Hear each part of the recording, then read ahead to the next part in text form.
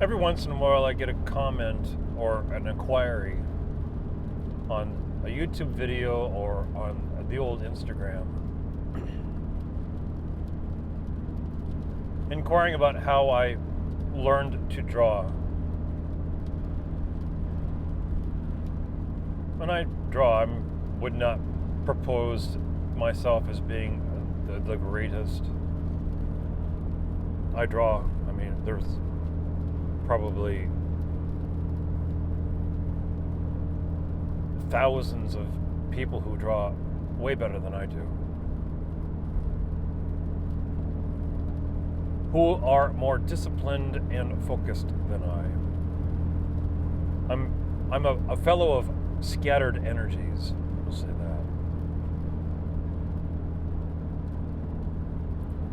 But in regard to how I've learned to draw, I guess you start from the very beginning.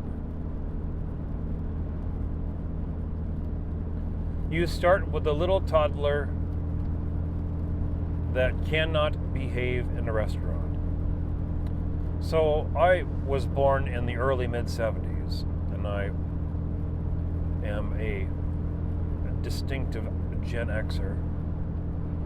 And I remember the restaurants from back in the day when they had dark vinyl red upholstery and they had warm wood colors, and the aura of the 70s and the 80s. A lot of that's gone these days. It's all nasty chain restaurants that are basically doctor's offices with a kitchen. No ambiance, no atmosphere, no color, no character. Anyway, a lot of these restaurants, they had placemats, paper placemats. They would have a setting of silverware and a saucer and a cup for coffee, and they'd have this paper placemat. And sometimes the paper placemat was just a placeholder, and sometimes they had menu items. You go to a Waffle House down south, and they have something similar to that. It's just a laminated 11 by 17 or something like that piece. It's been a while since I've been to a Waffle House. But it's all printed off what the place has on the menu. Back in the day, they had these paper placemats.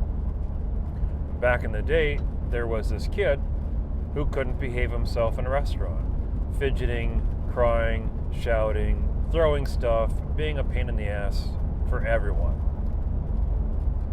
And I think there was a story my mom told me about the only time, because we were living in Oregon at the time, the only time that I had ever stepped foot in California was when they took a very, very rare vacation to SeaWorld.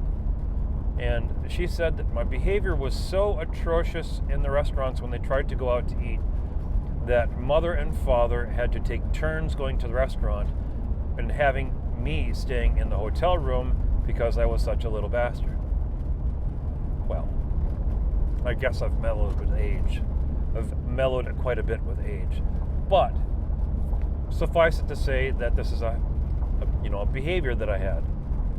And every once, as I grew slightly older, I became a little less of a pain in the ass. And my parents didn't have much. There's a lot of people out there who say, "Oh, my parents were poor." It's like, well, poverty in degrees. But so they would entertain themselves by having a cup of coffee. It was a daily thing. Coffee was cheap and gas was cheap. And it was an entertaining thing to sit and chill out, be out of the house and have a cup of coffee. They were never clear about how the habit started. But it was just one of those things that, for the most part, every day there was either a morning coffee or an afternoon coffee. And they always dragged a gaggle of kids, my sister and I, along. My sister was always well behaved. I wasn't. And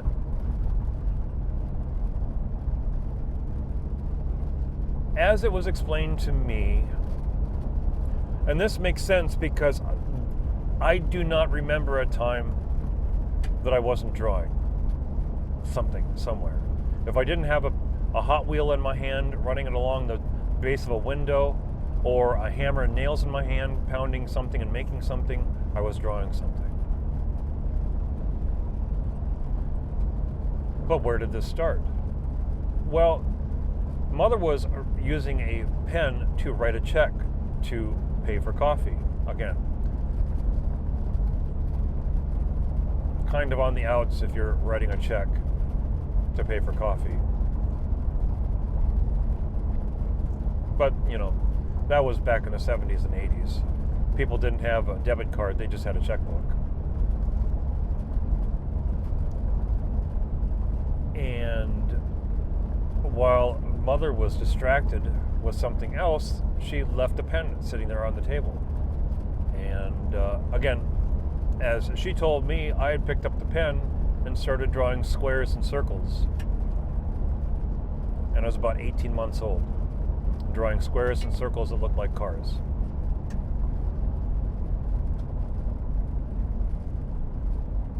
And that's the thing too. Cars have always been an orbiting subject throughout my life, really. Dad was an auto mechanic, so working on cars and being around cars was always kind of an underlying thing. A lot of my favorite movies that I grew up to were Smokey and the Bandit. You'd see these rerun, Smokey and the Bandit Part 1, Part 2 on TV. It was my favorite thing to watch, apart from James Bond. And The Dukes of Hazzard, Knight Rider. Again, this is when the TV was actually working. Or when you could get a signal, because, rabbit ears.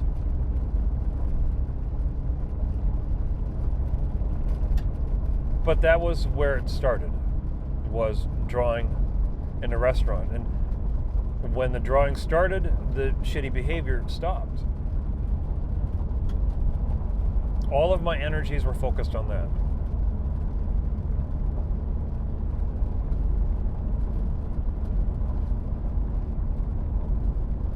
And being kind of a gypsy-like family, moving around a lot of these old drawings don't exist anymore. My sister might have one or two of them floating around.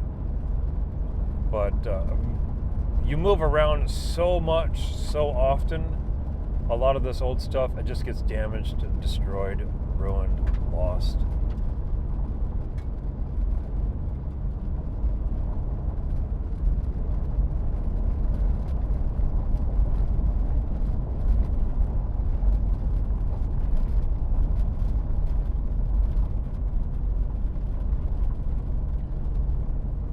But this also kind of fits in with my obsession with sci-fi and science fiction, and that's kind of a weird thing too.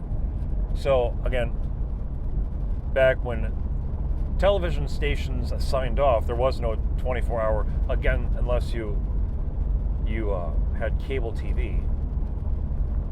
Television stations, they've signed off about 11 o'clock, 10 o'clock, 11 o'clock. Usually it was after Johnny Carson.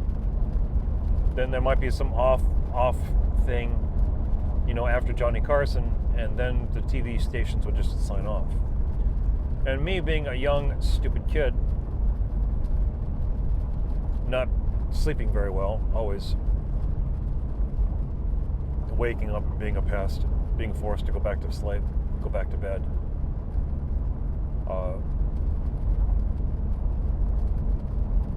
I noticed about that time, and it's Jesus, thinking about this. There was this weird, so a lot of TV stations, they would have a little animation or some kind of like short 30-second thing that was kind of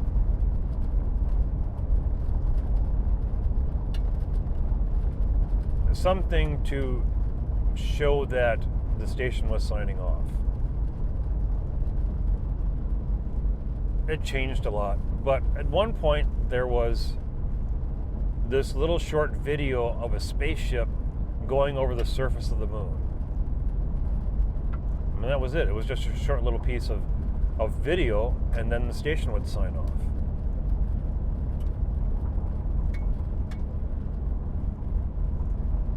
And it was annoying because here I am, I'm like 4 or 5 or 6, and I see this, and then I'm forced to go to bed, so I don't see that it's just a short little video after the station signs off. I think it's something cool, like some kind of like sci-fi thing. Because again, at this, it's roughly around this time, you know, that Star Wars came out. And I remember seeing Star Wars when it first came out, climbing in the old Subaru station wagon and going to the drive-in theater. Oh, the drive-in theaters. That was a trip. Remembering those, you get this little can speaker that you hang up on the window. On this big, huge movie screen. And this was south of Roseburg, Oregon. But yeah, I saw Star Wars, the first Star Wars, at the drive-in theater. That was also, I believe, the first Indiana Jones movie when it came out. I think that was. I saw that at the drive-in theater.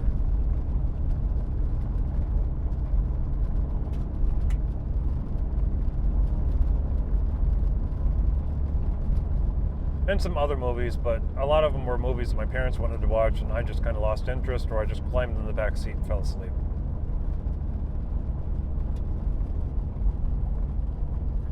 But my imagination was fixated on this stupid little ship going across the surface of the moon. It's like, what the hell was it? I never got a chance to see what the hell it was. Until one day, I managed to sneak out when parents would fall asleep in front of the TV. Again, when the TV was working. And a lot of times I think that the TV was quote-unquote broken because that was how you had the kid go to bed without watching the TV because, oh, geez, the TV's broken. Sorry, boy. Can't watch a TV show. And a lot of times the TV was broken because, you know, secondhand TVs. But anyway, the one time I saw what the hell it was the sign off on the TV station when I snuck around. They were sacked out asleep.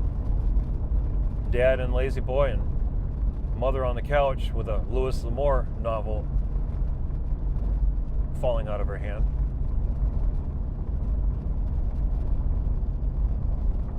And that's where I saw it. Was just a sign off. There was nothing there. It was just a short little video of a spaceship going over the surface of the moon. And then it would fly off, and then there'd be the station identification.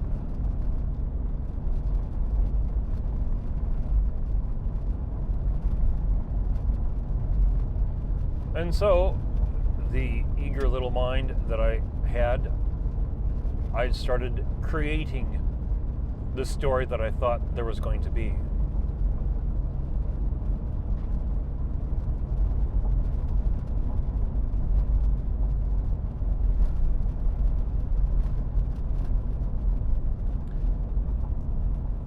And that's probably the problem why I never turned artwork into a profession, or it just never appeared to me to be something that I could do. Because for a lot of things, the drawing and the painting and the writing, which I started to do at the age of 15, was coping with a lot of things that were happening at the time.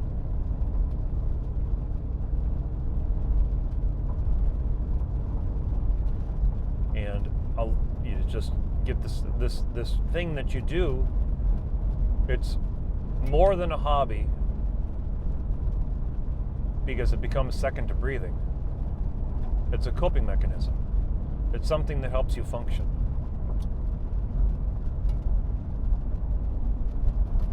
And it just becomes inseparable.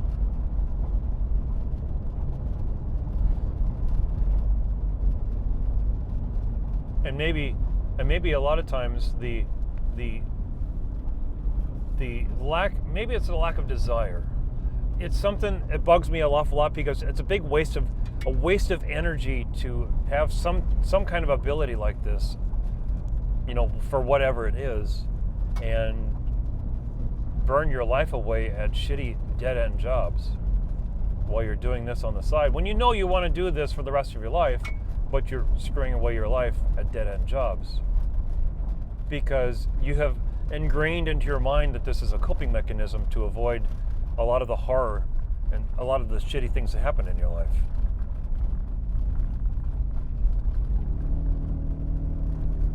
I don't know.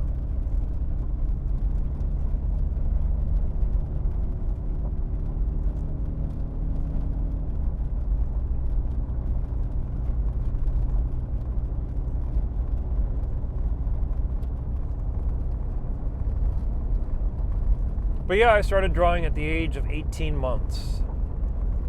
And whether I'm a mediocre artist or a good one or average or whatnot, you get that way by drawing every day for nearly 50 years.